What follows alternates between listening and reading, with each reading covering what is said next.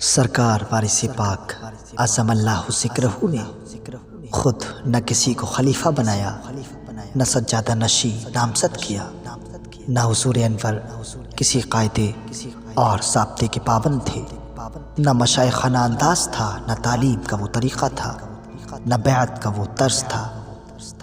حضور انور کے طریق میں جو بات تھی وہ خاص تھی، اور اس کی مثال صرف آپ ہی کی ذات سے ملتی ہے، دیگر سلاسل اور خاندانوں میں نہیں ملتی۔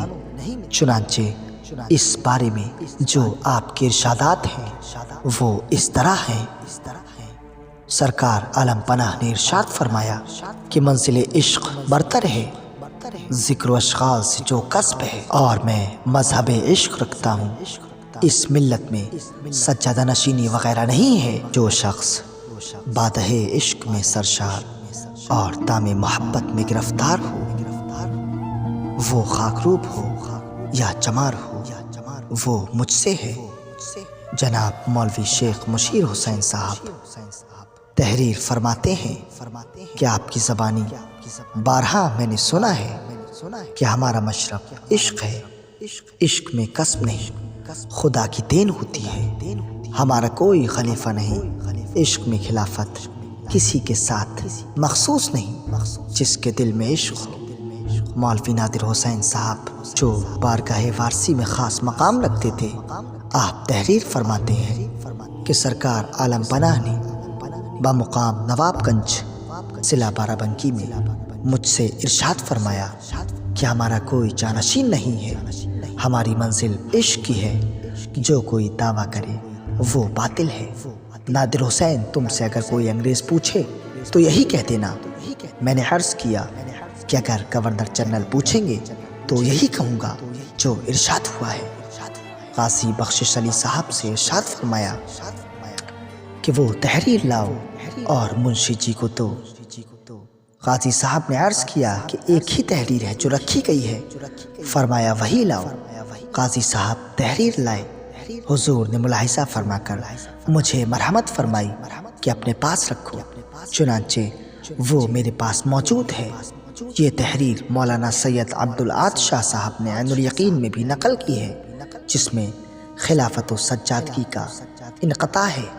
حقیقت حال یہی ہے کہ حضور انور نے کسی کو خلیفہ یا جانشین نامزد نہیں فرمایا۔ سوال یہ ہے کہ ایسی حالت میں جبکہ آپ نے کسی کو سجادہ نشین نہیں بنایا، نہ خلافت سے سرفراز فرمایا، مگر حضور کے اکثر فقراء لوگوں سے بیعت لیتے ہیں، ان کا یہ فعل کہاں سے کہاں تک جائز ہے؟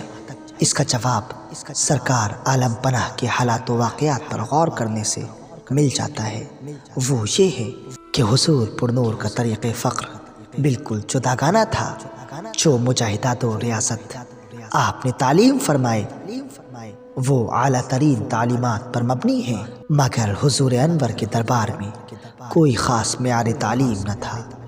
آپ ہمتاً پابند تسلیم و رضا تھے، اور یہی آپ کا مسلک حقیقی تھا۔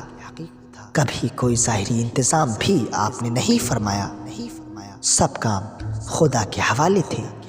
آپ عادتاً ان افعال کو پسند نہیں فرماتے تھے جو کسی غرض پر محمول ہو، نہ کسی امید سے زہد و ریاضت کو پسند کرتے تھے۔ جو بات بے لوث ہو وہی مرغوب خاطر اقدس تھی، اور حضور انور کے محبانہ خاص کا بھی یہی شعار رہا، اسی پر وہ بھی کاربند رہے۔ آپ کے جو فیوز و برکات تھے ان کا مختصر تذکرہ گزشتہ ویڈیوز میں ہو چکا ہے، جن کو دیکھنے سے یہ بات کامل طور پر متحقق ہوتی ہے کہ اگرچہ آپ نے اسناد خلافت سے لوگوں کو سرفراز نہیں فرمایا، مگر فیوز خلافت سے ضرور ممتاز فرمایا ہے۔ علاوہ ازیں جن لوگوں کو آپ نے خرقہ مرحمت فرمایا ان کی بھی مختلف قسمیں ہیں۔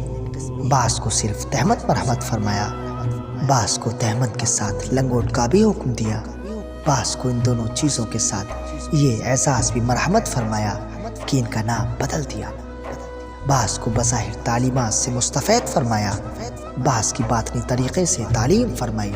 حضور انور کی مصلحتوں کا ادراک بہت مشکل ہے، اس لیے اس پر کوئی صحیح رائے قائم نہیں کی جا سکتی کہ آپ کے ان واقعات میں کیا اسرار تھے۔